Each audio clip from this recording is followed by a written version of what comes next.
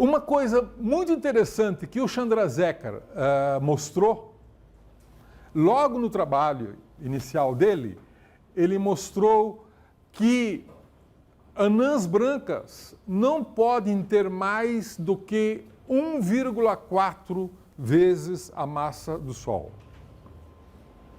E esse é o famoso limite de Chandrasekhar. Não confundir, o que muitas vezes acontece, com o limite de Schoenberg-Chandrasekhar.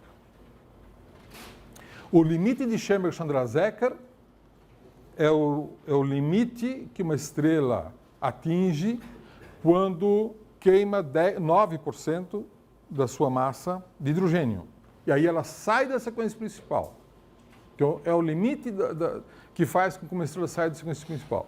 O limite de Chandrasekhar é nenhuma anã branca pode ter uma massa superior a 1,4 massas solares. Tá? E isso pode ser verificado observacionalmente. Nesse gráfico, por exemplo, nós temos o raio em função da massa de uma anã branca.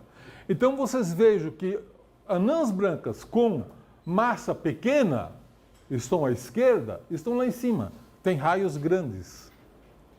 Quanto maior a massa, menor o raio. É o contrário do que normalmente acontece. Numa estrela comum, quanto maior a massa, maior o raio. Numa anã branca, quanto maior a massa, menor o raio. E quando chega no limite de 1,4, o que acontece? É que como se a estrela colapsasse. À medida que atinge esse limite de 1,4, o raio diminui rapidamente. E de fato é isso que acontece.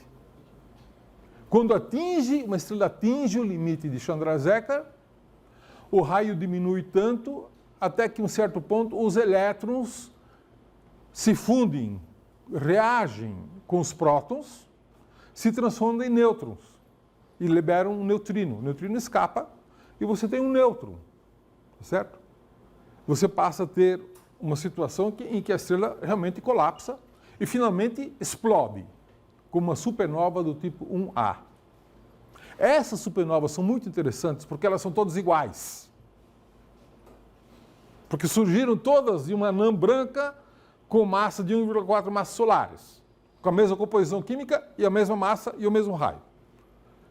Então produz supernovas exatamente iguais, são chamadas supernovas do tipo 1A, que foram as supernovas que foram usadas para se descobrir a energia escura na cosmologia. Né? Porque essas supernovas, por o fato de serem todas iguais, você pode medir a distância delas com grande precisão, porque é uma espécie de vela padrão. Né? E pelo brilho aparente dela, você sabe qual é a distância. Então são instrumentos, ferramentas cosmológicas muito interessantes. E a explicação de por que é uma vela padrão, porque são estrelas todas de mesma massa que explodem. Muito bem. Vamos então passar para a segunda categoria de estrelas mortas, que são as estrelas de nêutrons.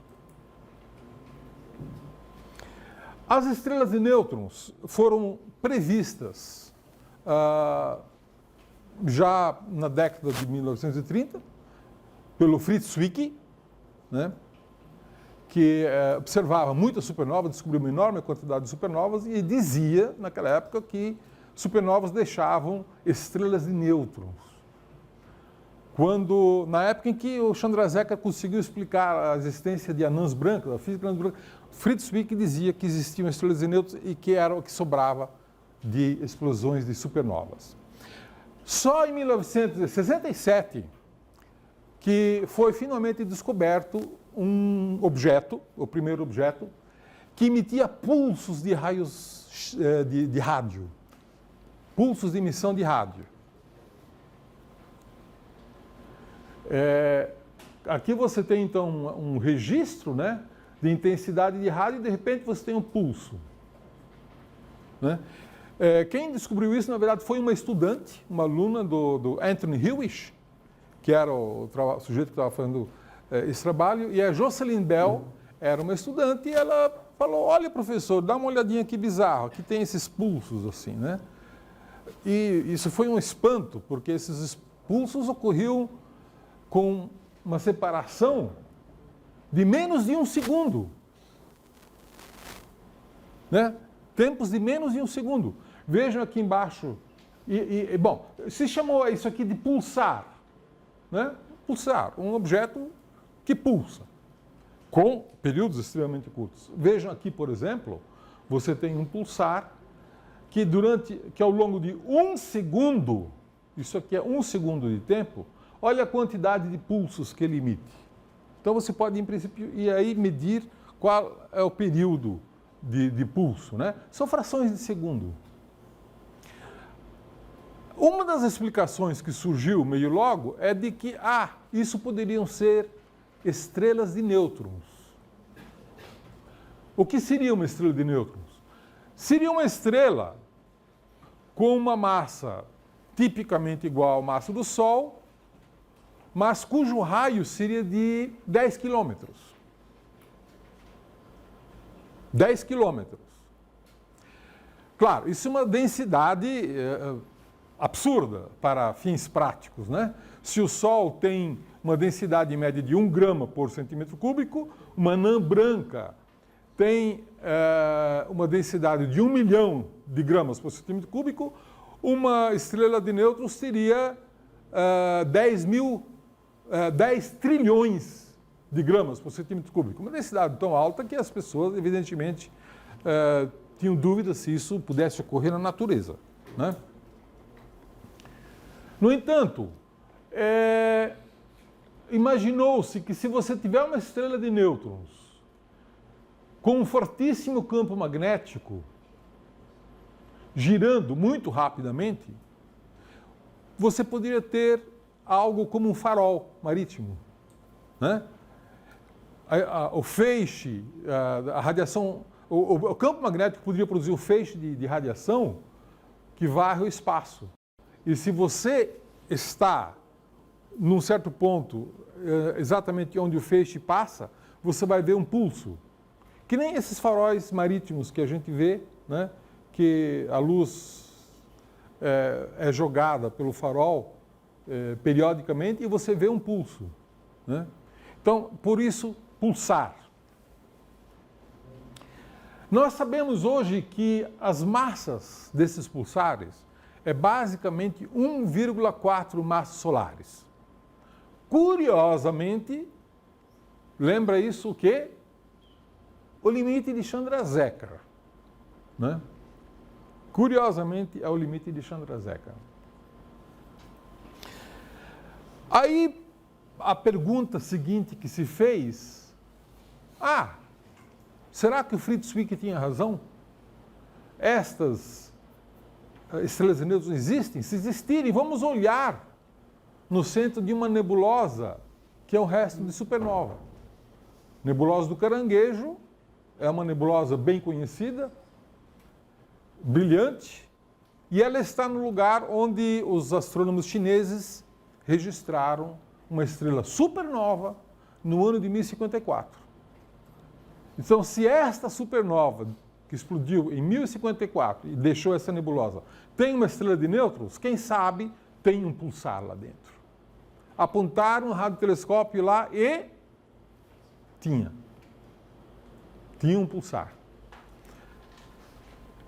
Né? Um pulsar que nós sabemos hoje emite impulsos com períodos de 33 milissegundos. É uma estrela de nêutrons que dá 30 voltas sobre si mesmo por segundo. O período é de ponto de 0,033 segundos. E é visível em rádio, no óptico, em raio-x e raios gama. Né? E, curiosamente, ela emite, a cada ciclo, ela emite 2 pulsos. Um pulso forte e um pulso fraco. Um pulso forte e um pulso fraco. Né? É como se os 2 polos magnéticos das estrelas de nêutrons estivessem se manifestando. Você vê um mais fortemente e um outro mais fracamente. Né? É essa a razão de existir, então, esses 2 pulsos. E aqui uma série de fotografias no óptico, na luz visível, lá do centro da nebulosa do Caranguejo, e você vê aqui uma estrela constante, aqui uma outra estrela constante, ela dança um pouquinho, isso é cintilação atmosférica, né? Isso vem mas tem uma outra estrelinha aqui, que a cada 33 milissegundos acende e apaga 2 vezes. Presta atenção que você vai ver que ela acende e apaga 2 vezes. Uma vez forte e uma segunda vez fraca, né? Esse é o pulsar da nebulosa do Caranguejo. É uma estrela de nêutrons. Isso aqui é luz visível. É um dos raros pulsares que nós detectamos na luz visível. A grande maioria é detectado em rádio e uma certa fração em raio-x também. Isso nós vamos ver um pouco mais adiante. Uma outra nebulosa, que também é um resto de supernova, nós conhecemos uma grande quantidade de restos de supernovas agora. Na Via Láctea, nas nuvens de Magalhães, em outras galáxias, conhecemos uma... E tem uma supernova que tem a alcunha de nebulosa do Pato. Se você olhar para a imagem, você talvez possa entender por que se chama o Pato, né? E lá você tem também um pulsar. Só que esse pulsar está fugindo do centro. Ele certamente foi produzido lá no centro e está fugindo dele, está escapando da nebulosa. Quer dizer, quando a estrela explodiu, a estrela de nêutrons foi ejetada, né, com uma certa velocidade. Provavelmente era um sistema binário. Então, a estrela foi ejetada e está escapando hoje desta nebulosa do Pato, né? E uma outra binária também, binária não, outro pulsar muito estudado, muito interessante, é o pulsar da Vela. Vela não tem nada a ver com a vela que você acende, é a constelação da Vela. É um pulsar que foi descoberto na constelação de Vela e que está associado também ao resto de supernova. Aqui você tem a emissão de raios gama dessa nebulosa da Vela, né? E aqui no centro você tem um pulsar. E esse pulsar emite em raios gama com um período de 89 milissegundos. E se você prestar atenção, você vê que ele tem um pulso principal e um pulso secundário. Um pulso principal e um pulso secundário. Ele gira com um período de 0,089 segundos, 89 milissegundos. Tá? Visto em raios gama. As duas imagens foram tiradas em raios gama, né? Ok. Por que existem estrelas de nêutrons? Vocês já sabem por que existem anãs brancas. Anãs brancas existem porque os elétrons ficam degenerados. Os nêutrons também ficam degenerados, né? Os elétrons são partículas de spin meio. Os nêutrons também são partículas de spin meio. E todas as partículas de spin meio semi-inteiro podem ficar degenerados. As partículas de spin zero ou inteiro não podem ficar degenerados. Isso vocês vão estudar quando forem estudar mecânica quântica. Estrelas de nêutrons também podem ficar degeneradas. Então, a estrela pode colapsar, pode se compactar até um certo limite, quando todos os nêutrons passam a ocupar os estados quânticos disponíveis. E pelo princípio de exclusão de Pauli não pode compactar mais. Então, você tem uma situação estável. E é por isso que as estrelas de nêutrons podem existir, né? Porque os nêutrons se tornam degenerados. Existe, pelo fato de serem matéria degenerada, existe também o limite superior para a massa, né? O limite superior para uma anã branca é o limite de Chandrasekhar, 1,4 vezes a massa do Sol. Para uma estrela de nêutrons, esse limite é chamado de limite de Tolman-Oppenheimer-Volkoff. São 3 nomes. E esse limite diz que uma estrela de nêutrons não pode ter mais do que 3 massas solares. Tá? Esse é o limite de uma estrela de nêutrons. Se você tiver uma estrela com mais de 3 massas solares, essa estrela também colapsa da mesma maneira que uma anã branca colapsa quando passa o limite de Chandrasekhar. Né? Bom, acontece que todas as estrelas de nêutrons em pulsares que emitem rádio e que estão em sistemas binários já tiveram sua massa medida. Somente as estrelas de nêutrons, os pulsares que estão em sistemas binários, porque as que não estão em sistemas binários, que é a grande maioria dos pulsares, você não consegue medir a massa. Você só pode medir a massa se ela estiver num sistema binário. Né? E aqui você vê o nome de cada um desses pulsares binários e a massa. 0 massas solares, 1 massa solar, 2 e 3 massas solares. O limite de Tolman, Oppenheimer, Volkoff diz que você poderia ter estrela de nêutrons até esse limite de 3 massas solares. O que você vê, no entanto, é que elas têm exatamente todas a mesma massa. E essa mesma massa é 1,37 mais ou menos 0,02 massas solares. 1,37 massas solares é a massa dos radiopulsares. Né? E aí você se pergunta, mas por que todas têm exatamente a mesma massa? E por que é exatamente o limite de Chandrasekhar? A explicação é que quando você tem uma estrela que inicialmente tinha uma massa, vamos dizer, de 15 vezes a massa do Sol, ela passou 90% da sua vida na sequência principal, depois foi para o ramo das gigantes, depois foi para o ramo horizontal, o ramo assintótico, e o núcleo dela foi crescendo, foi crescendo. Você tinha lá um núcleo de carbono, depois de oxigênio, neônio, magnésio e assim por diante. Chegou a um ponto em que o núcleo, que já era degenerado, atingiu o limite de Chandrasekhar, 1,4 massas solares.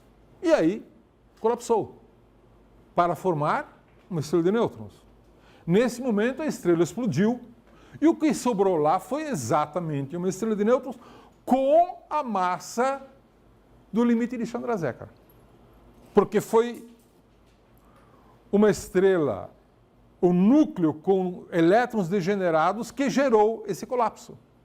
E, portanto, foi no momento em que atingiu o limite de Chandrasekhar que ele colapsou. E todas as estrelas de nêutrons vão resultar, então, numa massa igual ao limite de Chandrasekhar. É muito interessante e é muito curioso que você tenha exatamente todas com a mesma massa. Tá? Bom, você tem ainda uma segunda categoria de estrelas de nêutrons, que são estrelas de nêutrons que são pulsares, mas que são emissores de raio-x, não de rádio. Não emitem pulsos de rádio. Eles emitem pulsos em raio-x e estão em sistemas binários. Né?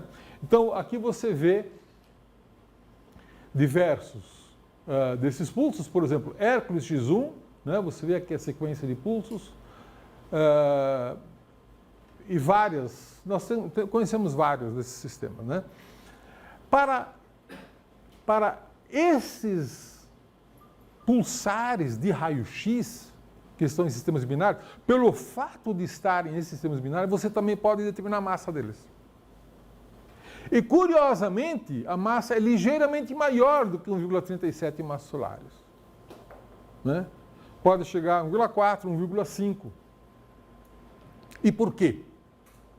Não é que eles nasceram com uma massa maior, é que esses pulsares de raio-x que estão em sistemas binários estão capturando matéria da estrela vizinha, que forma um disco e que esse gás todo é jogado em cima da estrela de nêutrons.